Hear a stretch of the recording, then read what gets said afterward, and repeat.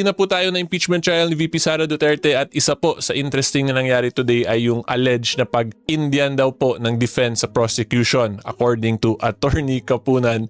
So nagsimula po yun dun sa pag-insist ni Attorney Kapunan na mag-stipulate yung defense regarding certain pieces of evidence at ayaw naman po pumayag ng defense. So ang next sinabi ni Attorney Kapunan ay gamitin na lang daw nila yung documents na. So after those exchanges po kasi nagkaroon sila ng mga misunderstanding at umabot nga dun sa alleged pag-Indian ng defense. So explain ko po sa inyo kung ano ba talaga yung stipulate, ano yung mga legal implications yan, and whether or not kailangan po ba talaga yung gawin ng parties para mapabilis yung kaso. And then yung next po na interesting na nangyari today ay natapos din po yung pag-direct examination sa second witness ng prosecution, which is si COA Officer Del Campo. So may mga interesting din pong development kay second witness, which is like yung isa na may ibang purpose daw po according sa findings niya na hindi naman daw for confidential or intelligence purpose yung pinaggamitan. So explain ko din po kung ano yung mga possible legal implications sa mga ganong scenario and kung ano po yung posibleng epekto din nitong testimony or yung direct testimony ni Witness Del Campo since tapos na po yung direct examination ng prosecution. Okay, so good day po to all of you, my fellow taong bayan, mga Kasimor, at bago pa tayo magsimula ay gusto ko lang po kayo kamustahin. Hopefully you are all okay po and you are all safe and dry kasi alam ko naman po diba na binaha at binagyo po tayo over the weekend. Pero despite that ay ano lang po, laban pa rin po tayo kasi ganun po talaga ang ating situation or status as mga Pilipino na nakatira dito sa ating bansa, 'di ba? So, despite the difficulties ay laban pa rin po tayo. Like ako, explain pa rin po ako ng explain sa mga legal issues para hopefully po maintindihan ninyong lahat.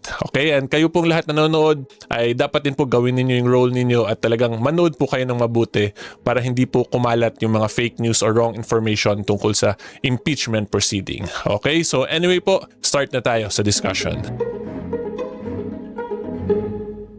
Okay, so unahin po muna natin yung Indianan at ito po yung part na to na pinapakita ko sa inyo ngayon. So makita nyo naman po yung timestamp 16 minutes, 10:09 a.m. at this is the YouTube account po of the Senate of the Philippines and impeachment trial of Vice President Sara Zimmerman Duterte, August 11, 2026. So dito po nagmanifestation una si Attorney Kapunan at sinabi niya in-Indian daw sila ng defense kasi according to her, dinirect daw ng court na mag-set ng date last week yung both parties para sa pag-review ng mga pieces of evidence na umaabot in the thousands.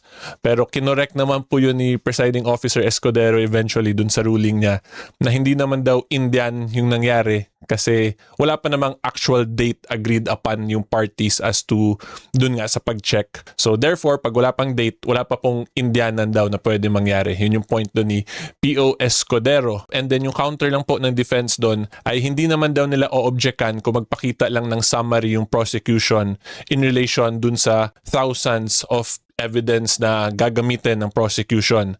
So ang position po ng defense, allowed naman po yun under the 2019 Revised Rules on Evidence, which is itong Rule 130 Section 7. So kita nyo naman po, diba, Rule 130, Rules of Admissibility, and then Section 7. So ito po yan. So summaries, when the contents of documents, records, so on and so forth are voluminous and cannot be examined in court without great loss of time, and the fact sought to be established is only the general result of the whole, the contents of such evidence may be presented in the form of a chart, summary, or calculation. The original shall be available for examination or copying or both by the adverse party at a reasonable time. The court may order that they be produced in court.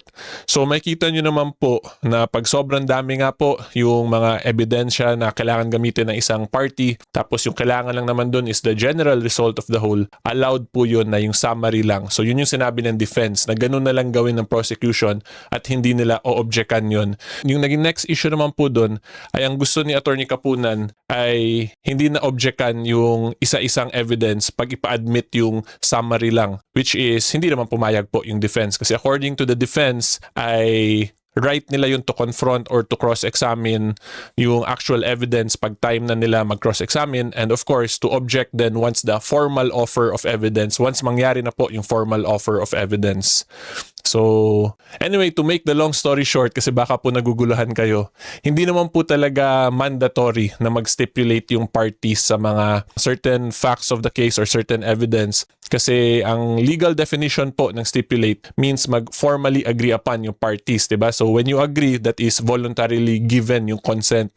So, hindi po dapat via mga intimidation tactics. And then, hindi rin naman po pwede sisihin ng prosecution yung defense na dahil daw dun sa actions ng defense ay it will result to the wastage of time of the court kung nag-stipulate na lang sana mas mapabilis. Kasi at the end of the day, it is subject nga po to agreement of the parties, meaning dapat mag-consent, diba? Freely given dapat yun. And yung isa pa po, hindi rin pwede sisihin ng prosecution na ayaw ipagamit ng defense yung evidence nila kasi evidence po nila yun, diba? And at the end of the day, may kanya-kanya naman pong duty yung lawyers from both parties na palakasin yung kaso nila. So kung sa tingin ng defense, mas lalakas yung kaso nila kung hindi sila magpahiram ng evidence, edi prerogative po nila yon at hindi dapat sila i-intimidate or pilitin ng kabilang panig.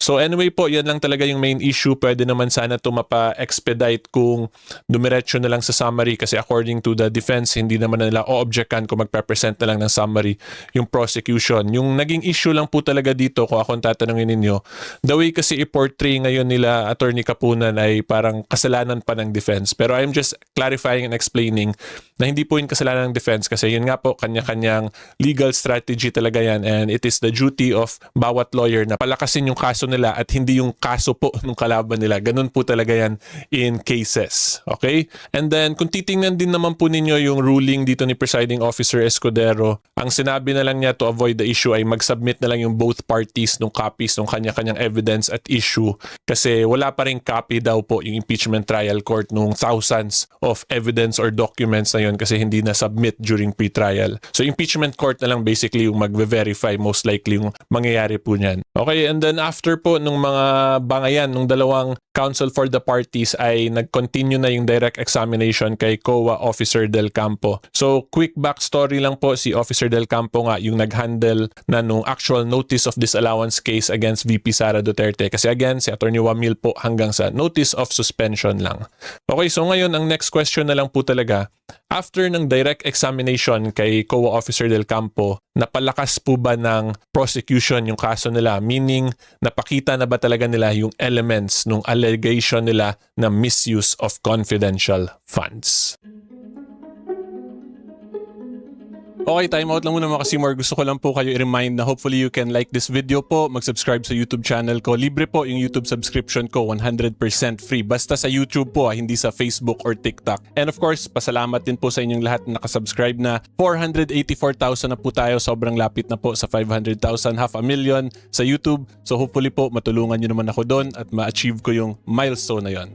Okay, so ngayon po, tuloy tayo sa discussion. Okay, so kung ako po ang tatanungin, hindi pa rin po talaga napapakita yung actual misuse ng COA witness because number one, yung COA naman po ay, or itong mga COA officers na to, or itong mga witnesses po nila from COA ay limited lang naman po yung competency, ano yung personal knowledge nila, which is related nga lang po dun sa COA for auditing purposes. Kasi yung trabaho naman po ng COA ay mag-audit lang po talaga yan ng public funds na ginagamit po ng mga government offices natin at hindi naman sila to determine whether or not may criminal liability po ba talaga yung mga parties. Kaya nga po kung makikita natin dun sa joint circular sa section 8, dun sa confidential funds joint circular, ang nakalagay lang dun, pag hindi nag-liquidate yung government agency, magkakaroon ng presumption of personal use or misuse at pwede na yun siya gamitin for the filing of the subsequent criminal cases. So yung main issue talaga ng prosecution dito, kung puro COA witnesses yung ipepresent nila, ang competency lang po ay hanggang dun nga lang sa auditing at hindi mapapakita yung actual elements of criminal misuse po of public funds. Yun yung assessment ko lang. And yun nga po, di ba, yung in-explain din ni Presiding Officer Escudero nung kunasyon niya si Attorney Wamil, yung first witness, na yung Section 8 is for criminal filing purposes. Yun yung understanding ko po dun sa part na yun. And then, pangalawa po, yung gusto ipakita dito ng prosecution ay yung ibang pinagamitan ni VP Sara ay hindi naman daw for confidential or intelligence purposes.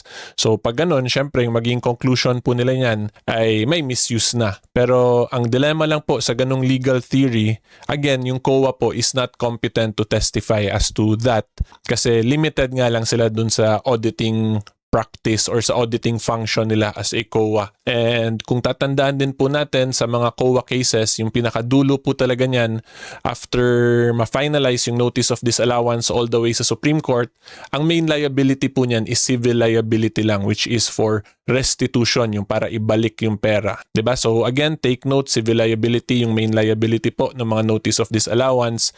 And in COA cases nga din po, like what I have explained previously dun sa Madera case, meron ding good faith defense. Meaning, kahit na hindi nasunod yung auditing standard or iba yung napaggamitan ng pondo, pero kung mapakita naman nung respondent na may good faith siya sa paggamit ng pondo niya, ay posible pa rin walang civil liability na mag-a-attach. Pero posible pa rin sabihin ng Supreme Court na final na may notice of disallowance po talagang nangyari.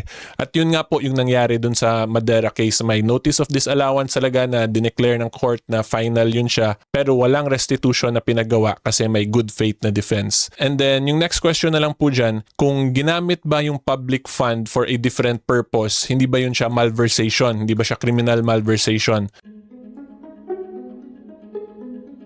So, yung masasabi ko lang po at present based on this witness na pinapresent, again, COA officer kasi ito siya. So, limited nga po yung competency niya or yung personal knowledge niya dun sa auditing functions ng COA because yung COA is not for criminal liability purposes. Ang trabaho nga lang po nila ay mag-audit, tapos mag-a-attach yung presumption, tapos magre-recommend lang sila ng filing of criminal cases kasi ibang department po or ibang government office yung mag-handle na ng criminal prosecution for mga alleged na nag-violate ng mga COA auditing practice at tingin ng COA na may corruption din po talagang nangyari. And kaya po natin masasabi din na hindi talaga competent yung COA to testify whether or not may criminal act bang nangyari talaga is because in criminal cases po kasi beyond reasonable doubt po yung kailangan na evidentiary threshold niyan, which is hindi naman po ganun yung requirement para sa mga COA cases such as a notice of disallowance. Ang kailangan lang niyan na mapakita ng COA ay hindi nasunod yung auditing standards or auditing requirements na naka-provide sa joint circular. Kung hindi na-comply yun, therefore, you can be subjected to a notice of disallowance. Pero hindi po porket na subject ka to a notice of disallowance means na prove na beyond reasonable doubt yung possible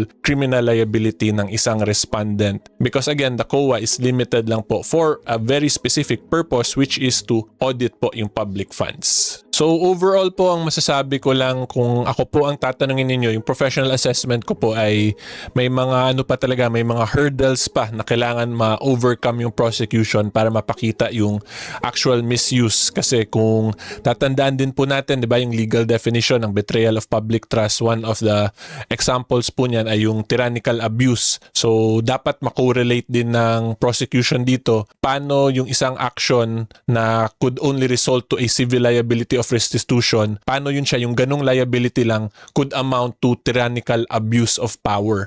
Di ba? Plus the mere fact, pag COA cases nga lang po yung magiging pinaka-argument nila ay may good faith defense pa. So overall po makita natin, madami-dami rin po talagang mga possible arguments or defenses yung defense. Pero kung based lang po sa evidence so far, kung ano lang yung mga na-present ng prosecution, ay tingin ko po madami pang kailangan ayusin po yung prosecution para mas mapalakas pa yung case nila.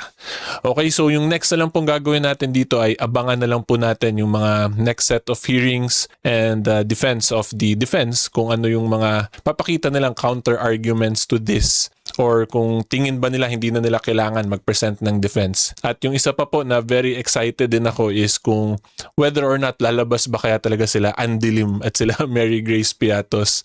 Kasi pag lumabas yon, may mga favorable arguments din po yan for either parties na posibleng mangyari. Pero tsaka ko na po yun explain kung magpakita sila. Kung hindi naman magpakita, edi no need na natin i-discuss kasi magiging speculative po tayo. Eh di ba ayaw po ng Supreme Court ng mga ganong speculative. Okay, so anyway, yan na po ang masasabi ko for day 14. Kung gusto nyo po mapanood yung day 13, ay dito nyo po yan mapapanood sa video na to. And wag nyo po kalimutan i-like itong video, mag-subscribe sa YouTube channel ko at mag-follow po sa Facebook and TikTok ko for behind the scenes. And special thanks and shout out po to all my Associates for Truth, yung membership program ko po sa YouTube channel ko. And until next time, see you all po. Bye-bye! Okay, so day 14 na po tayo na impeachment trial ni VP Sara Duterte at isa po sa interesting na nangyari today ay yung alleged na pag-Indian daw po ng defense sa prosecution according to Attorney Kapunan. So nagsimula po yun dun sa pag-insist ni Attorney Kapunan na mag-stipulate yung defense regarding certain pieces of evidence at ayaw naman po pumayag ng defense. So ang next sinabi ni Attorney Kapunan ay gamitin na lang daw nila yung documents na. So after those exchanges po kasi nagkaroon sila ng mga misunderstanding at umabot nga dun sa alleged pag-Indian ng defense. So i-explain ko po sa inyo kung ano ba talaga yung stipulate, ano yung mga legal implications yan, and whether or not kailangan po ba talaga yung gawin ng parties para mapabilis yung kaso. And then yung next po na interesting na nangyari today ay natapos din po yung pag-direct examination sa second witness ng prosecution, which is si COA Officer Del Campo. So may mga interesting din pong development kay second witness, which is like yung isa na may ibang purpose daw po according sa findings niya na hindi naman daw for confidential or intelligence purpose yung pinaggamitan. So explain ko din po kung ano yung mga possible legal implications sa mga ganong scenario and kung ano po yung posibleng epekto din nitong testimony or yung direct testimony ni Witness Del Campo since tapos na po yung direct examination ng prosecution. Okay, so good day po to all of you, my fellow taong bayan, mga kasimor, at bago pa tayo magsimula ay gusto ko lang po kayo kamustahin. Hopefully you are all okay po and you are all safe and dry kasi alam ko naman po diba na binaha at binagyo po tayo over the weekend. Pero despite that ay ano lang po, laban pa rin po tayo kasi ganun po talaga ang ating situation or status as mga Pilipino na nakatira dito sa ating bansa, 'di ba? So, despite the difficulties ay laban pa rin po tayo. Like ako, explain pa rin po ako na explain sa mga legal issues para hopefully po maintindihan ninyong lahat.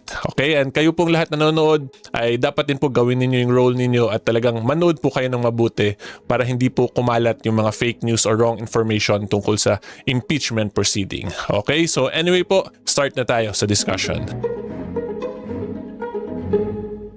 Okay, so unahin po muna natin yung Indianan at ito po yung part na to na pinapakita ko sa inyo ngayon. So makita nyo naman po yung timestamp, 16 minutes, 10:09 a.m. at this is the YouTube account po of the Senate of the Philippines and impeachment trial of Vice President Sara Zimmerman Duterte, August 11, 2026. So dito po nagmanifestation una si Attorney Kapunan at sinabi niya in-Indian daw sila ng defense kasi according to her, dinirect daw ng court na mag-set ng date last week yung both parties para sa pag-review ng mga pieces of evidence na umaabot in the thousands. Pero kinorek naman po yun ni Presiding Officer Escudero eventually dun sa ruling niya na hindi naman daw Indian yung nangyari kasi wala pa namang actual date agreed upon yung parties as to dun nga sa pag-check. So therefore, pag wala pang date, wala pa pong Indianan daw na pwede mangyari. Yun yung point dun ni P.O. Escudero. And then yung counter lang po ng defense dun ay hindi naman daw nila o-objectan kung magpakita lang ng summary yung prosecution in relation dun sa thousands of evidence na gagamitin ng prosecution. So ang position po ng defense, allowed naman po yun under the 2019 Revised Rules on Evidence, which is itong Rule 130 Section 7. So kita nyo naman po, di ba, Rule 130, Rules of Admissibility, and then Section 7. So ito po yan. So summaries, when the contents of documents, records, so on and so forth are voluminous and cannot be examined in court without great loss of time, and the fact sought to be established is only the general result of the whole, the contents of such evidence may be presented in the form of a chart, summary, or calculation. The original shall be available for examination or copying or both by the adverse party at a reasonable time. The court may order that they be produced in court. So makita nyo naman po na pag sobrang dami nga po yung mga ebidensya na kailangan gamitin ng isang party, tapos yung kailangan lang naman dun is the general result of the whole, allowed po yun na yung summary lang. So yun yung sinabi ng defense na ganun na lang gawin ng prosecution at hindi nila o-objectan yun. Yung naging next issue naman po dun ay ang gusto ni Attorney Kapunan ay hindi na objectan yung isa-isang evidence pag ipa-admit yung summary lang, which is hindi naman pumayag po yung defense kasi according to the defense ay right nila yun to confront or to cross-examine yung actual evidence pag time na nila mag-cross-examine, and of course to object then once the formal offer of evidence, once mangyari na po yung formal offer of evidence. So, anyway, to make the long story short, kasi baka po naguguluhan kayo, hindi naman po talaga mandatory na mag-stipulate yung parties sa mga certain facts of the case or certain evidence. Kasi ang legal definition po ng stipulate means mag-formally agree upon yung parties, diba? So, when you agree, that is voluntarily given yung consent. So, hindi po dapat via mga intimidation tactics. And then, hindi rin naman po pwede sisihin ng prosecution yung defense na dahil daw dun sa actions ng defense ay it will result to the wastage of time of the court kung nag-stipulate na lang sana mas mapabilis. Kasi at the end of the day, it is subject nga po to agreement of the parties, meaning dapat mag-consent, diba? Freely given dapat yun. And yung isa pa po, hindi rin pwede sisihin ng prosecution na ayaw ipagamit ng defense yung evidence nila kasi evidence po nila yun, diba? And at the end of the day, may kanya-kanya naman pong duty yung lawyers from both parties na palakasin yung kaso nila. So kung sa tingin ng defense, mas lalakas yung kaso nila kung hindi sila magpahiram ng evidence, edi prerogative po nila yon at hindi dapat sila i-intimidate or pilitin ng kabilang panig. So anyway po, yan lang talaga yung main issue. Pwede naman sana ito mapa-expedite kung dumiretso na lang sa summary kasi according to the defense, hindi naman nila o-objectan kung magpe-present na lang ng summary yung prosecution. Yung naging issue lang po talaga dito, kung akong tatanungin ninyo, the way kasi i-portray ngayon nila Attorney Kapunan ay parang kasalanan pa ng defense. Pero I'm just clarifying and explaining na hindi po yung kasalanan ng defense kasi yun nga po, kanya-kanyang legal strategy talaga yan and it is the duty of bawat lawyer na palakasin yung kaso nila at hindi yung kaso po ng kalaban nila. Ganun po talaga yan in cases. Okay?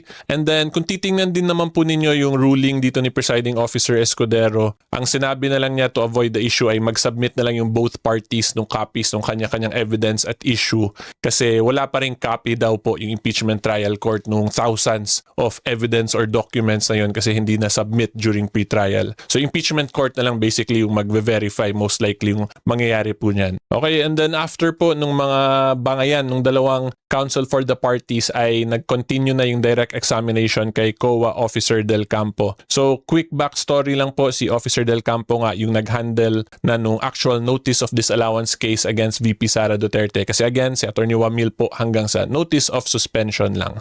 Okay, so ngayon ang next question na lang po talaga, after ng direct examination kay COA Officer Del Campo, napalakas po ba ng prosecution yung kaso nila? Meaning, napakita na ba talaga nila yung elements nung allegation nila na misuse of confidential funds?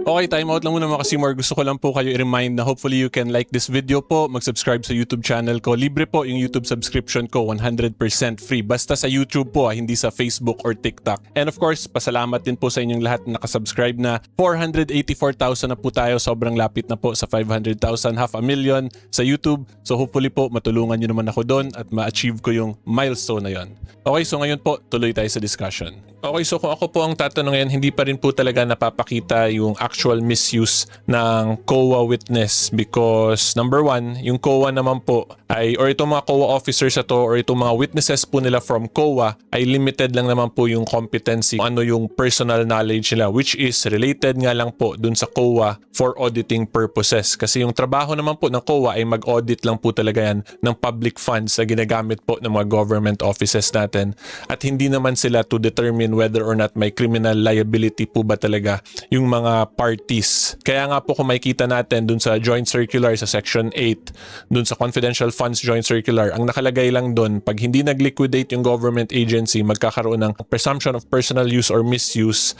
at pwede na yun siya gamitin for the filing of the subsequent criminal cases. So yung main issue talaga ng prosecution dito, kung puro COA witnesses yung ipepresent nila, ang competency lang po ay hanggang dun nga lang sa auditing at hindi mapapakita yung actual elements of criminal misuse po of public funds. Yun yung assessment ko lang. And yun nga po, di ba, yung in-explain din ni Presiding Officer Escudero nung kunasyon niya si Attorney Wamil, yung first witness, na yung Section 8 is for criminal filing purposes. Yun yung understanding ko po dun sa part na yun. And then, pangalawa po, yung gusto ipakita dito ng prosecution ay yung ibang pinagamitan ni VP Sara ay hindi naman daw for confidential or intelligence purposes. So, pag ganun, syempre, yung maging conclusion po nila yan ay may misuse na. Pero, ang dilemma lang po sa ganung legal theory, again, yung COA po is not competent to testify as to that. Kasi limited nga lang sila dun sa auditing practice or sa auditing function nila as a COA. And kung tatandaan din po natin sa mga COA cases, yung pinakadulo po talaga niyan after ma-finalize yung notice of disallowance all the way sa Supreme Court, ang main liability po niyan is civil liability lang, which is for restitution, yung para ibalik yung pera. 'Di ba? So again, take note, civil liability yung main liability po ng mga notice of disallowance. And in COA cases nga din po, like what I have explained previously dun sa Madera case, meron ding good faith defense. Meaning, kahit na hindi nasunod yung auditing standard or iba yung napaggamitan ng pondo, pero kung mapakita naman nung respondent na may good faith siya sa paggamit ng pondo niya, ay posible pa rin walang civil liability na mag-a-attach. Pero posible pa rin sabihin ng Supreme Court na final na may notice of disallowance po talagang nangyari. At yun nga po yung nangyari dun sa Madera case. May notice of disallowance talaga na dineclare ng court na final yun siya, pero walang restitution na pinagawa kasi may good faith na defense. And then yung next question na lang po dyan, kung ginamit ba yung public fund for a different purpose, hindi ba yun siya malversation? Hindi ba siya criminal malversation? So, yung masasabi ko lang po at present based on this witness na pinapresent, again, COA officer kasi ito siya. So, limited nga po yung competency niya or yung personal knowledge niya dun sa auditing functions ng COA because yung COA is not for criminal liability purposes. Ang trabaho nga lang po nila ay mag-audit, tapos mag-a-attach yung presumption, tapos magre-recommend lang sila ng filing of criminal cases kasi ibang department po or ibang government office yung mag-handle na ng criminal prosecution for mga alleged na nag-violate ng mga COA auditing practice at tingin ng COA na may corruption din po talagang nangyari. And kaya po natin masasabi din na hindi talaga competent yung COA to testify whether or not may criminal act bang nangyari talaga is because in criminal cases po kasi beyond reasonable doubt po yung kailangan na evidentiary threshold niyan, which is hindi naman po ganun yung requirement para sa mga COA cases such as a notice of disallowance. Ang kailangan lang niyan na mapakita ng COA ay hindi nasunod yung auditing standards or auditing requirements na naka-provide sa joint circular. Kung hindi na-comply yun, therefore, you can be subjected to a notice of disallowance. Pero hindi po porket na subject ka to a notice of disallowance means na prove na beyond reasonable doubt yung possible criminal liability ng isang respondent. Because again, the COA is limited lang po for a very specific purpose which is to audit po yung public funds. So overall po, ang masasabi ko lang kung ako po ang tatanungin ninyo, yung professional assessment ko po ay may mga may mga hurdles pa na kailangan ma-overcome yung prosecution para mapakita yung actual misuse. Kasi kung tatandaan din po natin, di ba, yung legal definition ng betrayal of public trust, one of the examples po niyan ay yung tyrannical abuse. So dapat makorelate din ng prosecution dito paano yung isang action na could only result to a civil liability of restitution, paano yun siya, yung ganong liability lang could amount to tyrannical abuse of power. Diba? Plus the mere fact, pag COA cases nga lang po yung magiging pinaka-argument nila ay may good faith defense pa. So overall po makita natin, madami-dami rin po talagang mga possible arguments or defenses yung defense. Pero kung based lang po sa evidence so far, kung ano lang yung mga na-present ng prosecution, ay tingin ko po madami pang kailangan ayusin po yung prosecution para mas mapalakas pa yung case nila. Okay, so yung next na lang pong gagawin natin dito ay abangan na lang po natin yung mga next set of hearings and defense of the defense, kung ano yung mga papakita nilang counter arguments to this, or kung tingin ba nila hindi na nila kailangan mag-present ng defense. At yung isa pa po na very excited din ako is kung whether or not lalabas ba kaya talaga sila Andilim at sila Mary Grace Piatos. Kasi pag lumabas yon, may mga favorable arguments din po yan for either parties na posibleng mangyari. Pero tsaka ko na po yun explain kung magpakita sila. Kung hindi naman magpakita, edi no need na natin i-discuss kasi magiging speculative po tayo.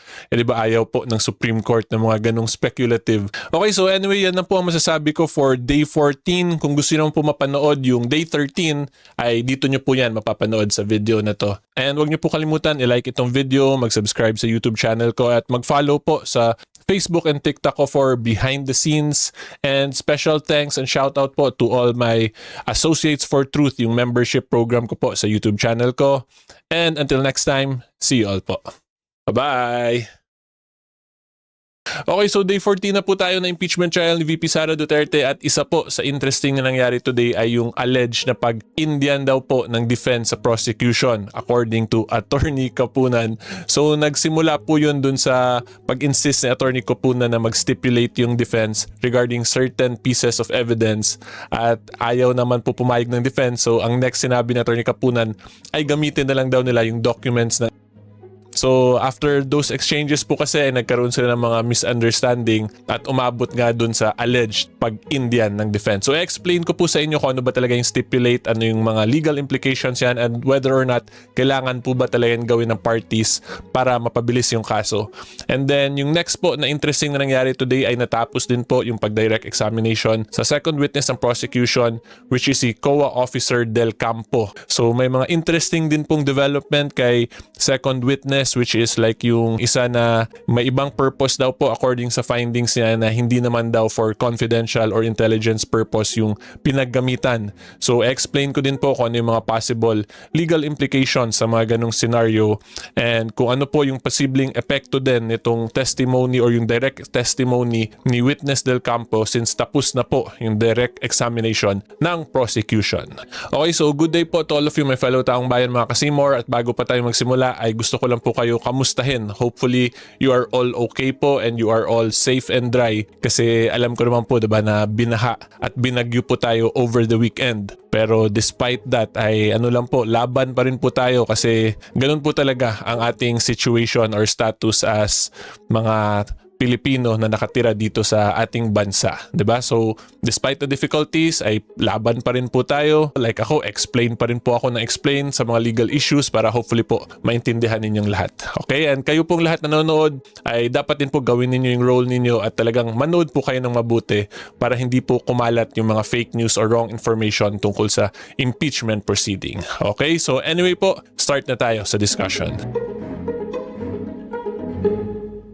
Okay, so unahin po muna natin yung Indianan at ito po yung part na to na pinapakita ko sa inyo ngayon. So makita nyo naman po yung timestamp 16 minutes, 10:09 a.m. at this is the YouTube account po of the Senate of the Philippines and impeachment trial of Vice President Sara Zimmerman Duterte, August 11, 2026. So dito po nagmanifestation una si Attorney Kapunan at sinabi niya in-Indian daw sila ng defense kasi according to her, dinirect daw ng court na mag-set ng date last week yung both parties para sa pag-review ng mga pieces of evidence na umaabot in the thousands.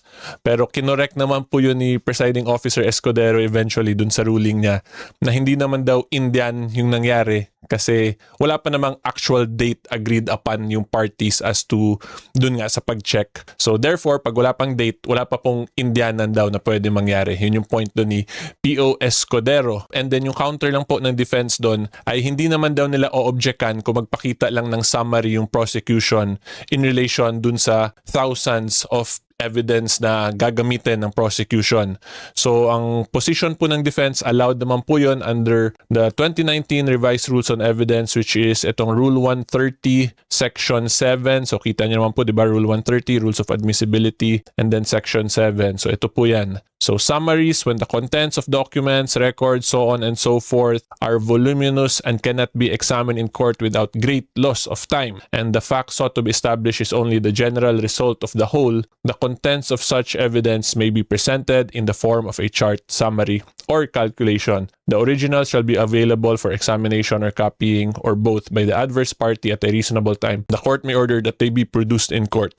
So makita nyo naman po na pag sobrang dami nga po yung mga ebidensya na kailangan gamitin ng isang party, tapos yung kailangan lang naman dun is the general result of the whole, allowed po yun na yung summary lang. So yun yung sinabi ng defense na ganun na lang gawin ng prosecution at hindi nila o-objectan yun. Yung naging next issue naman po dun ay ang gusto ni Attorney Kapunan ay hindi na objectan yung isa-isang evidence pag ipa-admit yung summary lang, which is hindi naman pumayag po yung defense kasi according to the defense ay right nila yun to confront or to cross-examine yung actual evidence pag time na nila mag-cross-examine, and of course to object then once the formal offer of evidence, once mangyari na po yung formal offer of evidence.